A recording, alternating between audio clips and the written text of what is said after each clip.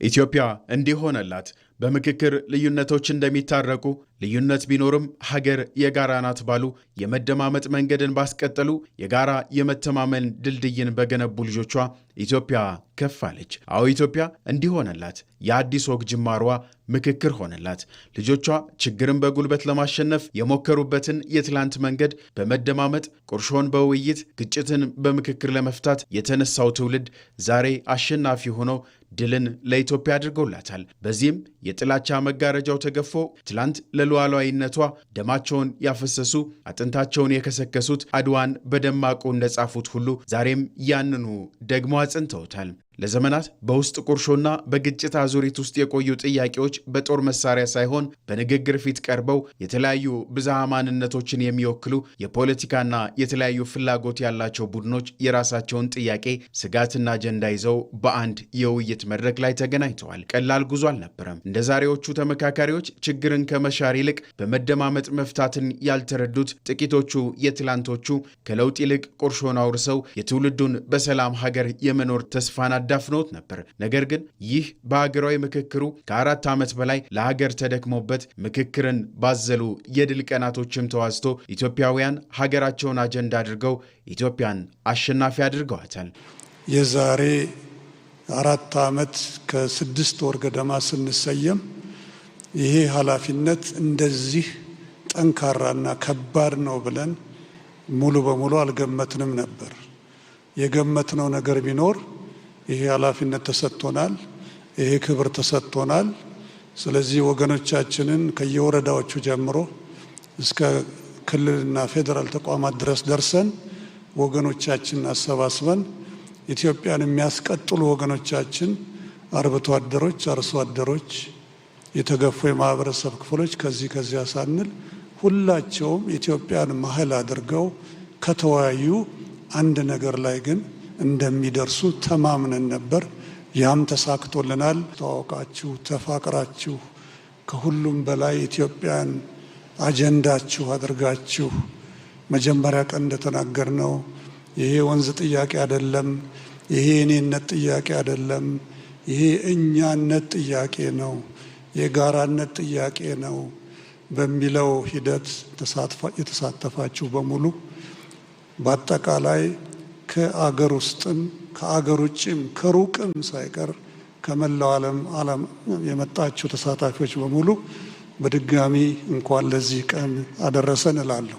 በዚህ ውይይት ለዘመናት አይነኩም የግጭት መነሻ ናቸው ተብለው የተከማቹ ችግሮች ተመክሮባቸው ኢትዮጵያውያን አቅም ጉልበታቸውን ጊዜያቸውንና ለቤተሰባቸውን የሚገባውን ጊዜ ለሀገራቸው ሰጥተው በሀገር ወዳድነት ልቀው ለትውልድ የሚተርፉ ውርስን አስተላልፈዋል። ኢትዮጵያን ወደ ተሻለ ነገ ለማሻገር የሚረዱ በርካታ ምክረ ሀሳቦች ፈልቀዋል። እነዚህ ምክረ ሀሳቦች የተለያዩ ድምጾች፣ ልምዶችና የህዝብ ፍላጎቶች ውጤቶች ናቸው። ይህንን ታላቅ ሀገራዊ ሂደት ወደሚቀጥለው የተግባር ምዕራፍ ለማስተላለፍና የተገኙት ሀሳቦች ለሀገራችን መሻሻል እንዲውሉ የሁላችንም ትኩረትና ኃላፊነት ይጠይቃል። የኢትዮጵያ ሀገራዊ ምክክር ኮሚሽን በከፍተኛ ጥረት የተገኙት ምክረ ሀሳቦች በመንግስትና በሚመለከታቸው አካላት ሁሉ ተግባራዊ እንደሚደረግ ያምናል። ይህ ጉባኤ የአዲስ ባህል መጀመሪያ ነው። በኢትዮጵያ የሚታዩ አለመግባባቶችና የሀሳብ ልዩነቶች በምክክር የመፍታት ባህል እንዲዳብር መሰረት ጥሏል። ሀገራዊ ምክክሩ የትላንት ቁስልን ብቻ ያከም አይደለም። ይልቁንም ጦረኝነትን በምክክር ትውልዱ እንዲፈታ ያሻገረ፣ መጥፎውን ሂደት ያረቀ፣ የዜጎችን ተስፋ ያላቀ ሆኗል። በዚህ ሂደት ችግሮችና ጥያቄዎች አጀንዳ ሆነው ቀርበዋል። በሂደቱም በርካታ ውይይት ተደርጎባቸዋል። ክርክሮች፣ በሀሳብ መለያየቶችም የጋለው ውይይት መልኮች ነው መጨረሻውን እንዲህ ያሳመሩት ሆነዋል። በሀገራዊ ምክክር ጉባኤ አሳታፊና አካታች በሆነ መልኩ እንዲካሄድ ተደርጓል። ማንኛውም የህብረተሰብ ክፍል ሳይገለል የሁሉም ድምፅ እንዲሰማና እንዲከበር በትኩረት ተሰርቷል። በዚህ ታሪካዊ ጉባኤ ላይ ከአራቱም የሀገራችን ማዕዘናትና ከመሃል የተውጣጡ 4000 የሚሆኑ ተመካካሪዎች ተሳታፊ ሆነዋል።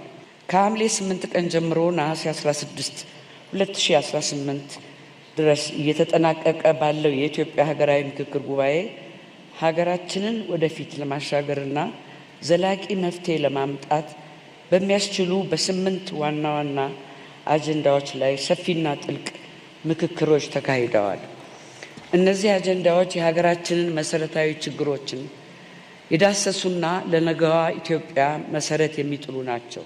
በእነዚህ ጉዳዮች ላይ የተካሄደው ምክክር ቀላል አልነበረም። ልዩ ልዩ ሀሳቦች ተንጸባርቀዋል። የእይታ ልዩነቶች ተገልጸዋል። በአንዳንድ ጉዳዮችም ጥልቅ የሀሳብ ልዩነቶች ታይተዋል። ይሁን እንጂ የዚህ ጉባኤ ትልቁ ስኬት ሁላችንም በአንድ ሀሳብ መስማማታችን ብቻ ሳይሆን በሀሳብ ልዩነት ውስጥም ቢሆን እርስ በርስ መደማመጥ፣ መከባበር እና ለሀገራችን የተሻለ መፍትሄ በጋራ መፈለግ መቻላችን ነው። እነዚህን አጀንዳዎች መነሻ በማድረግ ኢትዮጵያን አሁን ካለችበት ፈተና አውጥተው ወደ ተሻለና አዲስ ምዕራፍ የሚያሻግሩ እጅግ የላቁና ጠቃሚ ምክር ሀሳቦች መፍለቅ ችለዋል። የምክክር ውጤት የኢትዮጵያን ትኩረት ከውስጥ ሽኩቻ ይልቅ ወደ ዘላቂ ሰላምና ልማት እንዲሁም ወደ ብልጽግናዋ እንድታተኩር ያደርጋታል። ይህ ምክክር የመጀመሪያው ቢሆንም የሂደቱ ስኬት ግን ከተጠበቀው በላይ ሆኖ መደማመጥ ነግሶ ኢትዮጵያ ድል አድርጋ አሸንፋለች። ሂደቱ ዓለምንም ያስተምራል። ትላንት የነጻነት ቀንዲል ሆኖ የጥቁር ሕዝቦች ተምሳሌት እንደነበረችው ሁሉ ዛሬም በውይይት ድል ተቀዳጅታ ኢትዮጵያ ጥንታዊነቷንና የድል ተምሳሌትነቷን በደማቁ እንድትጽፍ አስችሏታል። ይህ በታሪክ የተጻፈው አዲስ ድልም የኢትዮጵያውያን የአሸናፊነት ሕያው የድል ማህተም ሆኗል።